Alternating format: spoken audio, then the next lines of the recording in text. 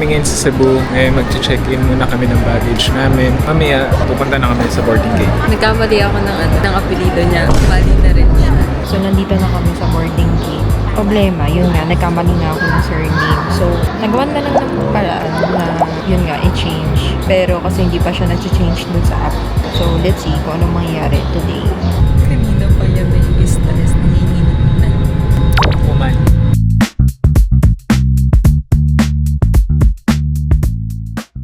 So yun guys, nasa Cebu na kami. So pupunta muna kami dun sa terminal kung saan kami makakasakay ng bus papuntang Moalboal.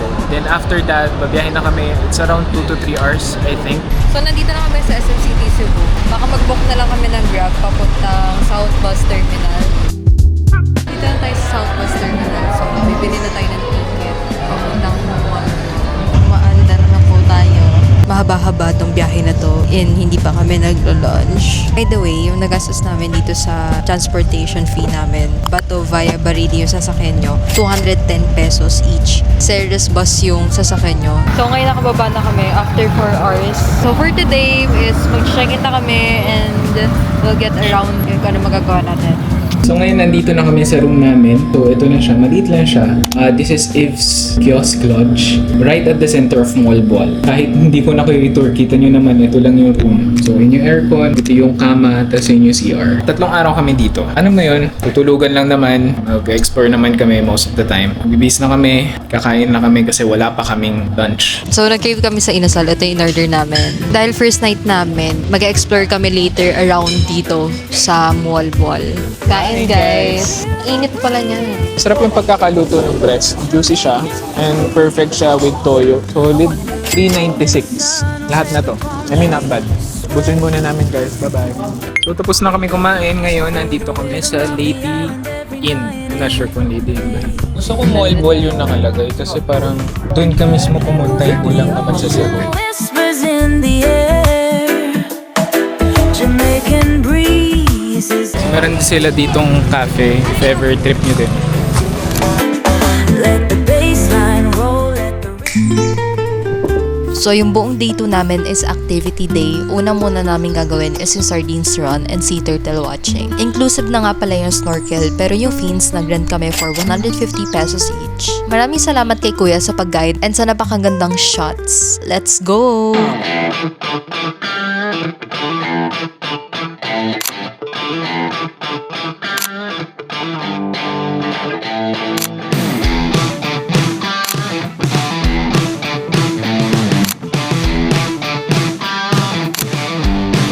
Sobrang memorable nitong experience and balak na din namin mag-enroll na free diving class after nitong Cebu trip namin. So after no sardines run namin, dumiretso agad kami dito sa base camp nila to sign some waivers and wear our gears.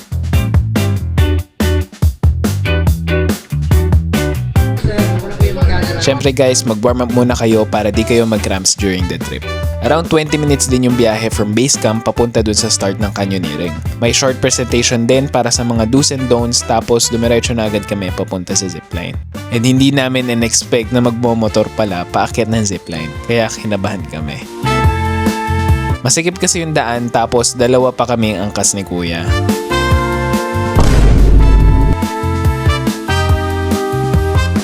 Tapos na yung canyoneering. Para nawala yung kaba ko sa zipline. And for the zipline, of course, may waiver ulit. We availed this for 700 pesos each para makatipid din sa energy.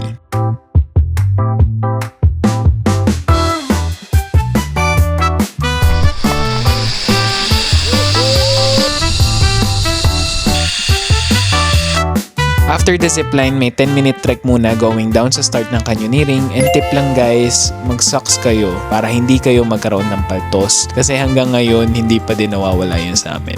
So always remember lang po, do not take off your helmet, yung life vest nyo po. Sa jumping area na po, huwag lang po kayo matakot. Just jumper lang. Tapos ma'am, pag di kaya ma'am, pwede po kayo mag-request ni Kuya Elise na pwede kayong sabayan. Professional yan ma'am. Pwede kayo Ay, hahagis ka. Or sipa ma'am. Nauna ako. Yun lang po lahat sir. So, gagawin namin lahat na magiging memorable to. Let's go! Sobrang linis ang linaw ng tubig dito. Wala pala talaga akong choice kundi tumalon dito guys. Akala ko maglalakad-lakad lang hanggang dulo. Unang talon kasama yung isang guide.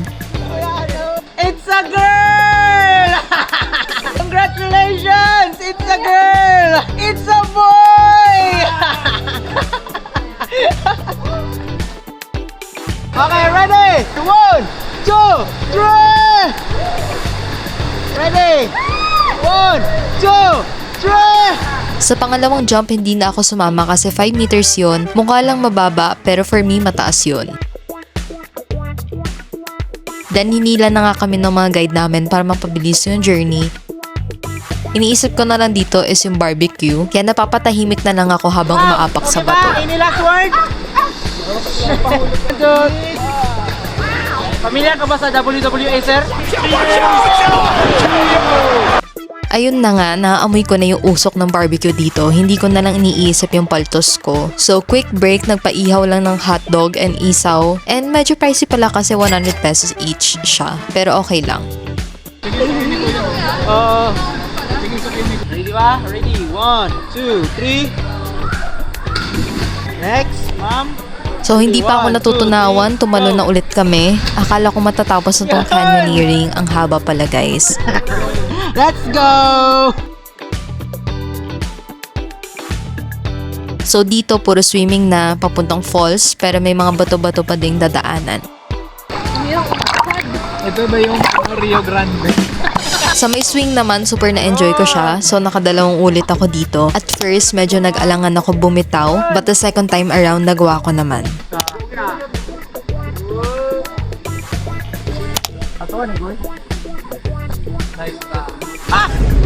Una mo ka! Saglit lang kami dito and level 1 na kami ng Kawasan Falls. So, picture-picture lang dito. Sobrang ganda ng tubig, ang ninaw at malamig. Maganda mag-swimming kaso saglit lang talaga here. In fairness, ang ganda ng shots ni Kuya Rafi sa amin dito. Super worth it tong day 2 experience.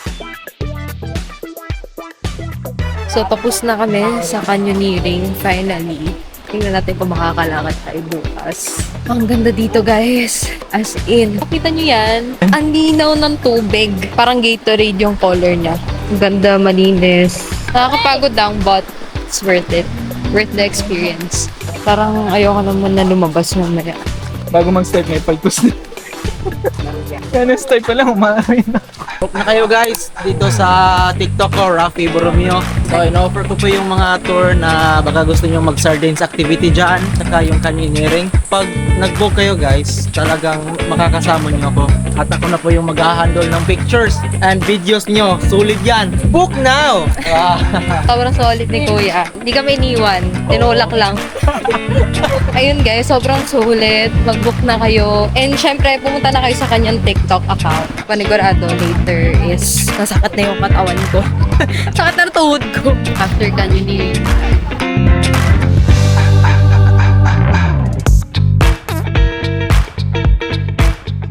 So it's day 3 of our trip papuntang Basdaco Beach. So dito nag-photoshoot lang kami, tas kumuha lang din ng drone shots kasi after nito babalik na ulit kami papuntang Cebu City later. So, nandito kami sa Basdaco Beach. Ito yung White Beach part dito sa Mualboal. And ang ganda ng sun, guys. Bye Moy Boy! See you next time! See you Cebu City! So sumakay kami sa van, we paid 400 pesos each. Actually, parang nagkaroon lang ng tawaran dito with the kuyas. Tapos kasama lang din naman namin yung foreigners. So nagpahinga lang kami. So yun, dumiretso na to papuntang Cebu City. We're here na sa Cebu City. So, kakarating lang namin. Sobrang ayos nung staff. Lahat nasabi niya yung information. May pool, may gym, may sauna. Lahat included sa stay. Ito, makikita nyo guys. Included na yung glassware, yung mga utensils, plates. Pwede magluto. Andito sa baba yung pan and yung mga panluto. Tapos meron na rin microwave. And then, ayan, free yan. Pero kapag kailangan namin mag-refill ng water, may bayad. Ito yung wardrobe. Tapos meron din TV. Ito yung bintana. Ito yung view guys. Ito yung kama. Tapos yung bathroom, malinis. Tapos meron na rin towel. And then, ito yung sink. Although, wala nga lang toiletries. Pero meron silang shower gel, conditioner, and shampoo. Hot and cold shower na rin siya, guys. So pupunta kami sa Sugbo Mercado and let's see what we can eat there.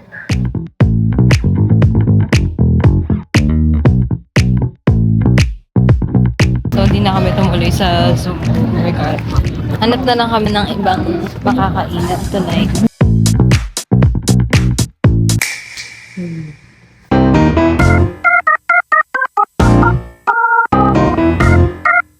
Ito na yung iconic na nakikita ko sa ABD.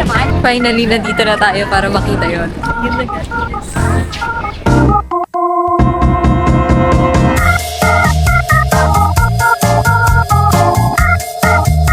So katatapos lang namin mag-shoot dito sa may Magellan's Cross. Ngayon, kakain naman kami papunta sa Puso Village. So balita ko, meron daw dito mga food trip, may mga souvenir shops. So, let's see!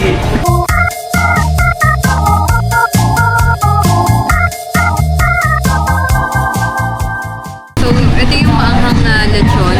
And then, ito yung regular lechon nila. So, let's taste. Bakit ganito? Ano to? So, tawag nila dito puso o kanin na nakabalot sa kanya. Hindi ako sure sa pronunciation.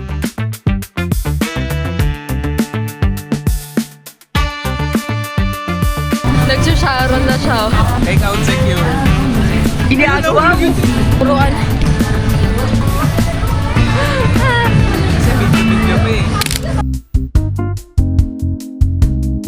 So after namin kumain dun sa Puso Village, dito na kami pumunta sa Casa Borardo. Lumang house siya.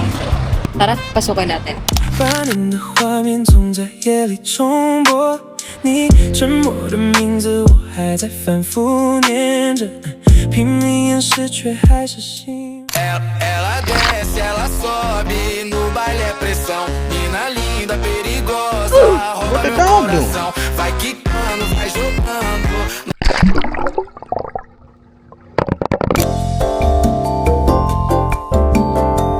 Pede razão no batidão, só por atenção. It's our last day here in Cebu. Wala, namimiss namin itong lugar na to. Hindi naman namin in-expect na magiging sobrang saya. From canyoneering to the sardine run, tapos yung pagstay namin dito sa city. Feeling ko babalik pa rin naman tayo dito next time. Ako yung na-enjoy ko talaga is yung pag-swimming. Kasi dumating tayo dito na, syempre ako, hindi naman ako prepared mag-swim sa dagat. Pero yung one day na yon, kahit na-injured kami and sumakit yung katawan ko, sobrang na-enjoy namin. Ganda pa nun na pag-stay namin dito, so talagang naging nice. Yun lang guys, mag-grab nila kami papuntang airport. 1 hour flight, then back in Clark.